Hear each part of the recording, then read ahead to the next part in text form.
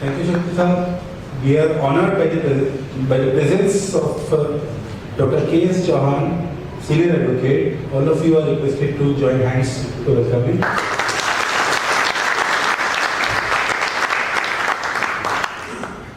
On behalf of the general body, I would request our new president, Shri Yashpal ji, to felicitate Dr. K.S. Chauhan.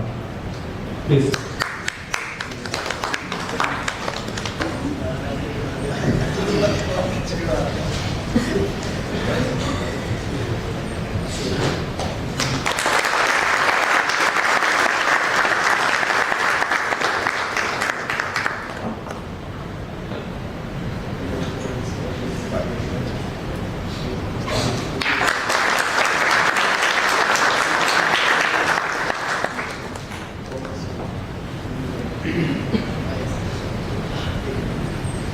Thank you, sir. Now I discuss Mr. Jatin Kumar, Section Officer, Ministry of Housing and Urban Affairs, to address the podium. He is also Organizing Secretary in CSS Forum. So our representation is registered in the forum also. I would request Mr. Jatin Kumar to take over. Please.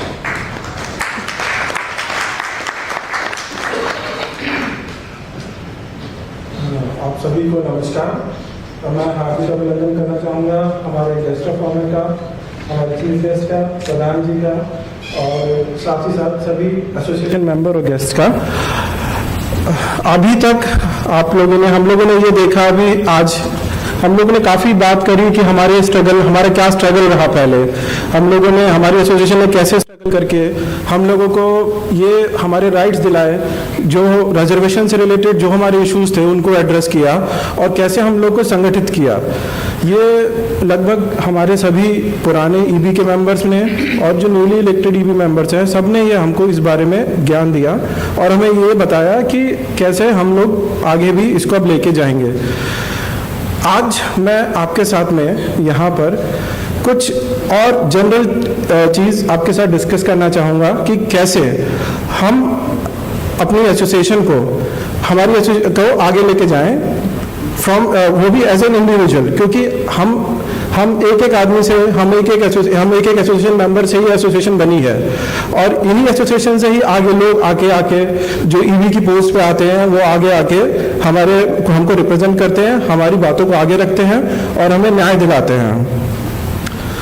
तो जैसे कि आप सब अभी जानते ही होंगे कि आजकल जैसे कि नई टेक्नोलॉजी आ रही है, गवर्नमेंट बहुत तेजी से नई स्कीम्स लेके आ रही हैं, बहुत नए एनवायरनमेंट के अंदर, बिजनेस के अंदर, और साथ ही साथ जो हमें ये साइंस एंड टेक्नोलॉजी है उसके अंदर इतने चेंजेस हो रहे हैं जिसकी वजह से हमारा वर्क एनवायरनमेंट चेंज हो रहा है। तो वो ऐसा हम लोग सेंट्रल सेक्रेटरीट के तीनों कैडर जो कि हमारे एसोसिएशन से जुड़े हुए हैं, जो CSS है, CSSS है और CSCS, हम यहाँ मेन मंत्रालयों के अंदर बैठ के वो स्कीम्स को हम प्लान करते हैं, स्कीम्स को हम इम्प्लीमेंट करते हैं और उसकी मॉनिटरिंग करते हैं। तो हमारे सामने आज की डेट में क्या चैलेंज है? हमारे सामने जो चैलेंज है वो है समय के साथ अपने आप को अपडेट करना। तो उसी से रिलेटेड मैं 5 सूत्र आपके साथ शेयर करना चाहूँगा जिसकी वजह से जिसको हम यूज़ करते हुए एज ए इंडिविजुअल अपने आप को हम ग्रो करें, एज ए इंडिविजुअल हम आपको डेवलप करें, ताकि हमारी एसोसिएशन भी आगे चल के उसी को बेस बनाते हुए आगे ग्रो करें। तो पहला सूत्र जो मैं आपके साथ शेयर करना चाहूँगा वो होगा स्किल डेवलपमेंट और स्किल अपग्रेडेशन।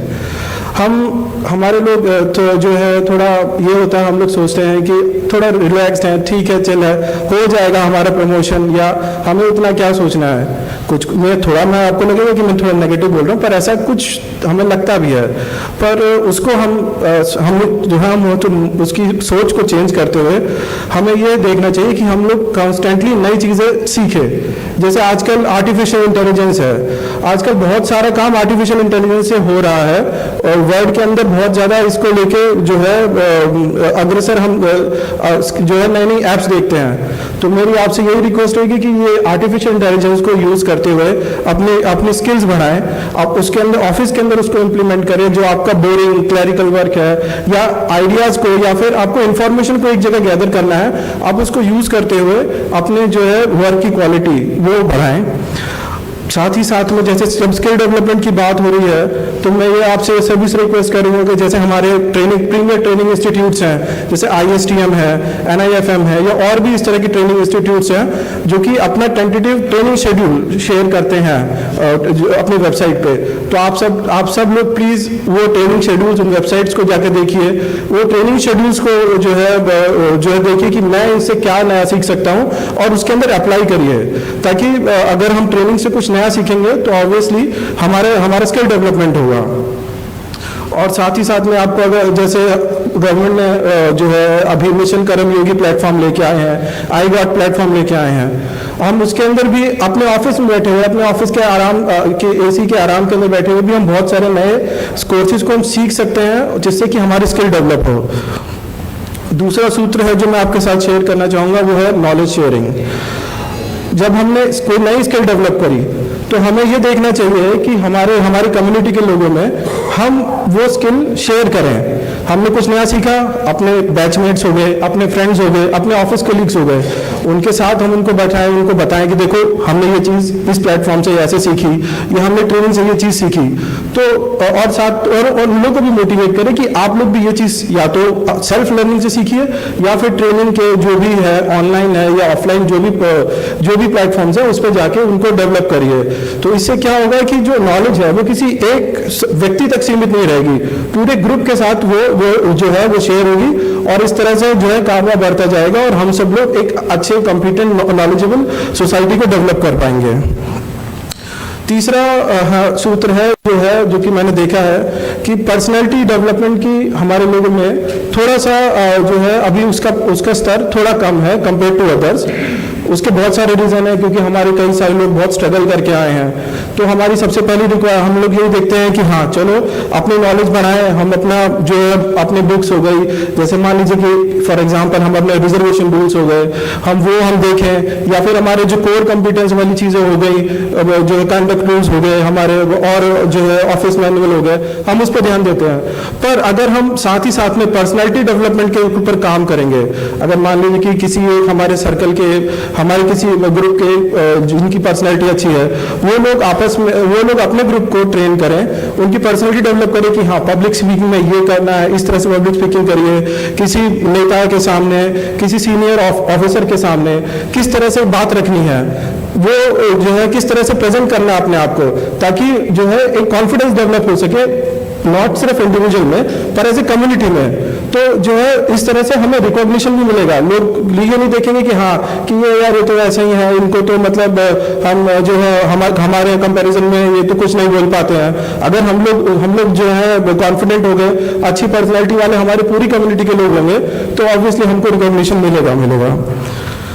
तीसरा है चौथा सूत्र है जो मैं आपसे शेयर करना चाहूँगा, वो है कि हमें एक दूसरे को हम प्रोफेशनली और पर्सनल लेवल पे मदद करनी चाहिए। ऑफिस वर्क में हम लोग न्यूट्रल रह के सोचते हैं कि नहीं ये काम इनका है, ये वो उसका है, पर क्योंकि जैसा हम एसोसिएशन के थ्रू जुड़े हैं, अगर हम लोगों को ऑफिस में या उनके पर्सनल लेवल पे अपनी विद इन द रूल्स, अगर हम जो अपनी पर्सनल कैपेसिटी में या ऑफिशियल कैपेसिटी में अगर कुछ हेल्प कर पाएंगे, तो ये एक फेटर्निटी फीलिंग को डेवलप करेगी लोगों के अंदर। और पांचवा सूत्र जो मैं अभी जैसे बोला कि हेल्पिंग से ही जो यूनिटी और फेटर्निटी है वो डेवलप होगी। तो यूनिटी संगठित है तो हम जो है तभी हम लोग कुछ आगे संघर्ष कर पाएंगे। तो जो यहाँ यूनिटी और फेटर्निटी है, मैं इसके बीच में थोड़ा सा फर्क बताना चाहूँगा कि यूनिटी तो है जो एक कलेक्टिव फीलिंग होती है, जो कि जो है कि किसी एक मुद्दे को लेकर कलेक्टिव फीलिंग होती है, वो उसको हम यूनिटी बोलते हैं। तो वही फेटर्निटी होती है लार्जर पर्सपेक्टिव में। जिसके अंदर हम एक दूसरे की रिस्पेक्ट करें, एक दूसरे के लिए कंपैशनेट रहे, एक दूसरे के लिए एम्पैथी डेवलप करें। और ये जो फ्रेटर्निटी की फीलिंग है, यही हम लोगों को आगे लेके जाएगी, आगे हमारे ना ही सिर्फ सर्विस मैटर में बल्कि as a community as a whole को हम लोग को डेवलप करेगी, कॉम्पिटेंट बनाएगी और साथ ही साथ में हम लोग को वो रिस्पेक्ट दिलाएगी जो हम लोग हमेशा से चाहते हैं। इसी के साथ ही मैं यही बोलूँगा कि जो है आप सभी लोग ने बहुत अभी ये जो इलेक्टेड बॉडी के जो अपने ईबी के इलेक्शंस हैं इसमें भी आगे आई है, सीएसएस फोरम के अंदर भी आगे आई है, क्योंकि वहाँ पे भी हम लोगों का उतना अच्छा रिप्रेजेंटेशन नहीं है। और ये हमारी इस एसोसिएशन के अंदर तो जैसे अभी हुआ ही है रिसेंटली कि हम लोगों ने अपनी सारी सीट्स अभी अनअपोज भर ली है। तो जब हम इस एसोसिएशन या फोरम के काम से जुड़ेंगे तो हमारी नॉलेज और पर्सनैलिटी अपने आप डेवलप होगी और हम लोग को जो रिकॉग्निशन जो रिप्रेजेंटेशन चाहिए वो हमें अपने आप मिलेगा। इसी के साथ ही मैं आप सभी को धन्यवाद देना चाहूँगा। जय हिंद, जय भारत।